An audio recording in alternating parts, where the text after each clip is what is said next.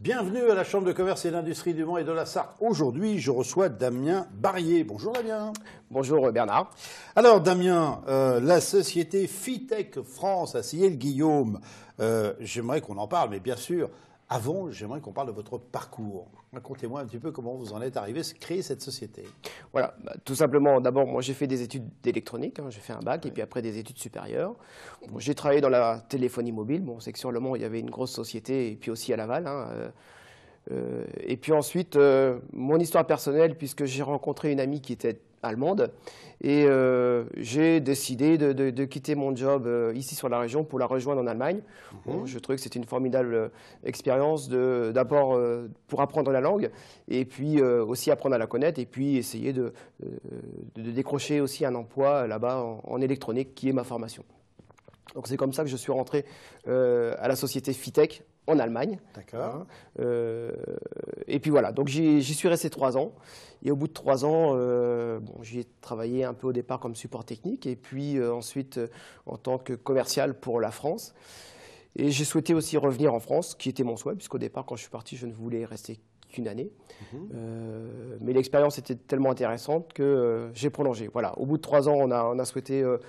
C'était un projet commun aussi avec Fitech Allemagne de pouvoir créer quelque chose en France pour pouvoir mieux accompagner la clientèle en France. Et mon souhait aussi de revenir en France. Donc, et la Sarthe, ça a été un choix particulier ou pas?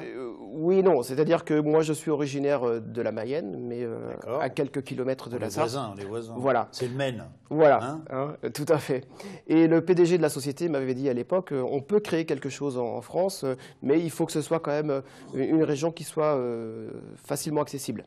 Et Le Mans se prêtait bien, puisqu'on avait l'accès par l'autoroute, le TGV, ce genre de choses. Voilà. Donc quand j'ai proposé la ville du Mans ou ses alentours, il y a eu un oui de suite. Et puis mon frère, qui à l'époque était adjoint à la mairie de Sillé-le-Guillaume, m'a dit écoute, je peux t'aider à trouver un bureau sur Sillé si ça t'intéresse.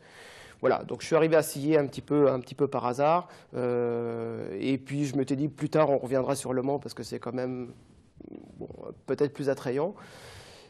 Et puis voilà, on se sent bien à Sillé, on a aujourd'hui des beaux locaux. C'est bien, Sillé, c'est une ville qui est agréable aussi. Oui. Vous n'êtes pas très loin de la Mayenne en plus. Là. Très bien, tout à fait. Donc voilà, j'ai été amené à créer la société Fitech France, en fait, par ce biais-là. C'est une histoire un peu personnelle et en même temps professionnelle, quoi. Comme quoi l'amour, des fois ça vous fait faire des choses. Tout à fait, tout à fait. Alors dites-moi, vous m'avez amené une belle pièce là, je vous rassure tout de suite, j'y comprends rien du tout, mais vous allez nous expliquer. Est-ce qu'on peut la regarder à l'écran? Tiens, regarde, allez, voilà. Alors, hop, je vais la tourner. Bon, vous avez compris, c'est une carte électronique, c'est ça? C'est une petite carte électronique, intelligente. Voilà. Alors, à quoi ça sert? Expliquez-moi un petit peu. C'est très compliqué, ça peut faire plein de choses. Oui, mais on va essayer de rendre les choses assez simples. Donc notre société mère en Allemagne développe ce qu'on appelle des modules à microcontrôleurs. Donc le microcontrôleur, c'est la partie grisée que vous voyez là. C'est un microprocesseur. Ça pourrait, par comparaison, être un peu comme un petit PC, voilà, mais un peu moins puissant. D'accord. C'est-à-dire que ça a la puissance à peu près d'une tablette tactile, mais ces modules-là sont destinés au milieu industriel. D'accord. Alors pourquoi nos clients achètent ce genre de produit? Je vais essayer de faire une analogie, par exemple avec le monde automobile.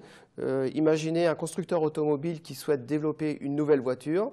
Il va surtout s'intéresser à la carrosserie ou au design, au châssis. Mais le moteur, quelque part, c'est une partie un petit peu plus complexe à développer. Et il va dire, ça, je veux l'acheter ailleurs. En électronique, c'est exactement la même chose. Quand une société va vouloir développer un nouvel appareil, il se dit, la partie processeur, c'est la partie la plus complexe. Et moi, mon métier, ce n'est pas forcément de développer ça, mais c'est plutôt de développer le boîtier et les interfaces particulières à ce système. Donc, il va acheter le moteur ou le processeur chez un fournisseur, qui en l'occurrence peut être Fitech. D'accord. Donc, ces modules-là sont utilisés pour le milieu industriel essentiellement. Ils ne sont pas destinés au milieu du grand public. D'accord. Donc c'est pour ça que la marque Fitech n'est peut-être pas forcément connue des gens du grand public. Par contre, dans le milieu industriel, vous demandez à des électroniciens, des ingénieurs de développement, généralement c'est une marque qui ressort assez souvent. Oui, parce qu'il y a un côté historique, qualitatif et ainsi de suite. C'est fabriqué où, ça, en Allemagne? Alors ces produits-là sont effectivement, ils sont développés et produits en Allemagne, D'accord. hein, sur le même site. Hein. Donc c'est une société d'environ 150 personnes en Allemagne. Ah oui. Oui, tout à fait. Qui existe depuis 25 ans, un peu plus de 25 ans même. Comme quoi, on peut, excusez-moi, mais on peut avoir des entreprises qui sont effectivement rentables sans que ça soit fabriqué en Chine. Tout à fait. Hein? Hein. On a aussi d'autres arguments à faire valoir, effectivement. Bon, peut-être Côté que, qualitatif, sûrement. bien entendu, que c'est un peu rassurant pour nos clients, mais c'est surtout rassurant le fait de savoir que les modules sont produits, enfin ces modules-là sont produits en Europe, Oui, à proximité de chez eux. Voilà. C'est très important, ça. Ils sont rassurés aussi par le fait qu'on est présent physiquement, hein, pour les vendre et que nous ne passons pas par un distributeur en France. Hein. Donc c'est vous directement qui êtes en contact avec les industriels. Nous sommes en contact direct et ça c'est rassurant effectivement pour lui parce qu'il sait qu'en cas de problème technique ou même en cas de besoin de support, il va pouvoir s'adresser déjà en français directement à des ingénieurs qui travaillent directement sur ces technologies-là et qui ne font ça toute la journée. Bon, ce sont des spécialistes. Donc c'est ce qui fait un peu notre force par rapport peut-être à nos concurrents qui vont passer par des distributeurs, c'est que nos clients ont un contact direct avec la société qui fabrique ce style de technologie.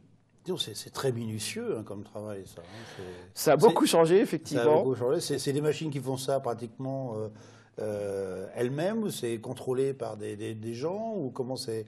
Alors, bon, c'est du matériel de très haute technologie. Hein. Oui, bien sûr. Ce sont des appareils, tous les composants aujourd'hui sont placés par un automate et avec précision. Avec précision, bien entendu, mais contrôlé par caméra. Hein. Ah oui, d'accord. Voilà. Donc tous les composants sont placés un à un. Bon, ça va à une vitesse assez impressionnante. Et ensuite, c'est mis au four. Ah, c'est mis au four. Voilà, puisqu'en fait, c'est soudé avec de l'étain. Donc à une certaine température, l'étain fond et on obtient aussi les soudures. Oui, parce qu'on ne sait pas si les produits, effectivement, enfin, produits en fonction de l'utilisation, parce que ça peut être effectivement dans des endroits très chauds, non? Alors, les gammes de température, généralement, vont jusqu'à plus 85 degrés, ah oui. Enfin de moins 40 à plus 85 degrés en conditions d'utilisation. Hein. Au-delà, généralement, ce sont des milieux particuliers sur lesquels nous, on ne travaille pas. Vous avez, au niveau de la société, vous avez le côté qualité, le label qualité Oui, bien sûr. Alors, 9000, je ne sais plus combien. Hein, alors, on a ISO 9001, bien entendu, 9001. Mais ça ne suffit pas. Hein. C'est-à-dire qu'il y a tout un process de qualité, c'est-à-dire que chaque produit est testé unitairement, que ce soit un contrôle visuel optique, mais ensuite un contrôle visuel unitaire. Ah oui. Donc voilà. Et chaque module est référencé par un numéro de série. Et il y a une traçabilité aujourd'hui mise en place qui permet à un client, par exemple, de savoir, même 3 ou 4 ans ou même 10 ans plus tard, de savoir dans quelles conditions le module a été testé. C'est important aujourd'hui dans le milieu industriel, c'est ce que demandent aussi nos clients. Alors, vos clients, justement, c'est quel style? C'est dans le domaine de l'automobile? Alors, on a un présent un petit peu partout. Oui. On peut être dans l'industrie, on peut être dans le médical, dans l'agricole, dans le transport. Quelques exemples d'applications. On utilise par exemple ce genre de module-là. Un très gros client utilise ça pour faire un système d'automate de billetterie utilisé dans les transports en commun. C'est-à-dire quand vous rentrez dans le transport, dans le tramway, bah, il vous délivre ce ticket automatiquement, par exemple. Ah oui, d'accord. Hein. Ça peut être utilisé dans les distributeurs automatiques de carburant. Hein, quand vous allez faire, vous mettez votre carte bancaire. Voilà, vous avez généralement aujourd'hui un petit afficheur qui vous indique, qui peut faire passer une petite pub pendant que vous faites le plein, par exemple. Hein. On a des applications aussi intéressantes. Par exemple, on a un client qui fait des appareils d'épilation haut de gamme, donc, qui sont utilisés dans les salons, bien entendu, salons de soins. Voilà, c'est un petit peu... On ne s'imagine pas où ça va se fourrer ces petites bêtes-là. Hein. Exactement. Vous pouvez en être utilisateur tous les jours sans vous rendre compte. Ah bah absolument, c'est pour ça que c'est ce que je me rends compte en faisant cette émission. Mais c'est une partie cachée, en fait, de l'appareil, hein, mais c'est une partie essentielle. Non, mais c'est toujours très impressionnant, si vous voulez. Donc, le secteur, par contre, le secteur automobile, on se trouve des fois confrontés, nous, utilisateurs, à des problématiques, justement, trop d'informatique, enfin, ou trop dans les voitures. Alors, des fois, c'est un peu contraignant. Est-ce qu'on ne fait pas un peu marche arrière par rapport à l'automobile, justement, à cause de ça? Je ne pense pas. Vous savez, nous, on ne travaille pas spécifiquement pour le milieu automobile, parce que c'est un milieu bien particulier, comme l'aéronautique. Oui. L'électronique est soumise à beaucoup de contraintes, hein. Il ne faut pas le négliger dans la voiture, entre les vibrations, la poussière, ce genre de choses, et demande un développement particulier. Donc nous, on n'est pas sur ce secteur-là. Voilà. En termes de certification, c'est un travail extrêmement lourd.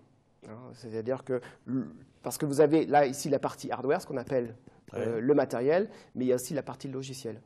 Et la partie logicielle, c'est une partie aussi qui est devenue très complexe.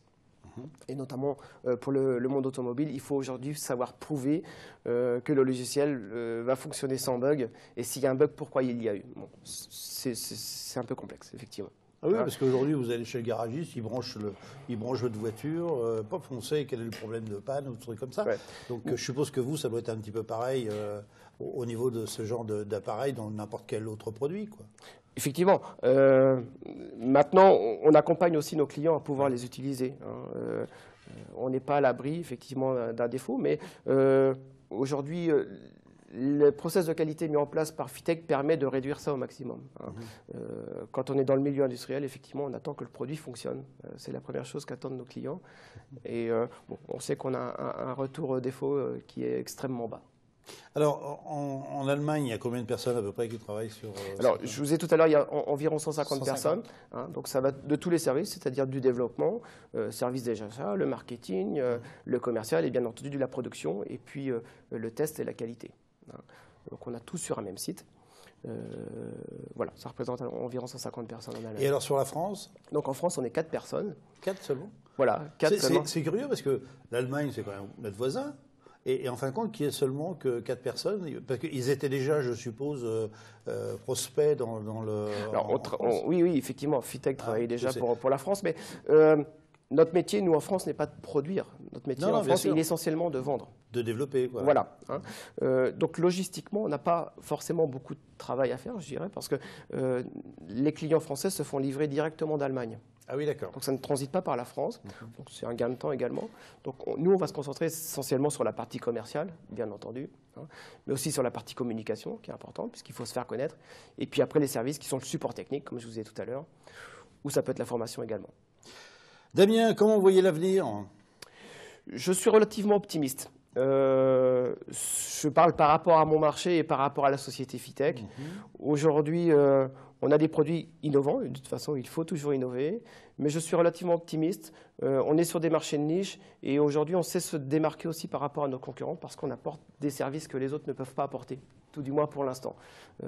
Ça se concrétise aujourd'hui sur les chiffres. Donc, je reste résolument optimiste. Comme quoi, en fin de compte, parce que quand on utilise le mot société de niche, si vous voulez, on s'aperçoit qu'il y a beaucoup de gens qui sont sur des secteurs de niche, qui ne sont pas des grosses entreprises, mais qui en fin de compte réussissent à attirer bien leur épingle du jeu. Oui, vous avez raison. De toute façon, on le voit bien aujourd'hui avec l'électronique grand public, ce que c'est devenu, notamment la téléphonie. Et l'électronique aujourd'hui qui résiste, c'est celle qui est encore sur des petits marchés, j'entends jusqu'à 1500, 2000 pièces, 5000 pièces ou 10 000 pièces par an. Damien, un grand merci. Je vous en prie. Et puis nous, bien sûr, on se retrouve la semaine prochaine. Au revoir.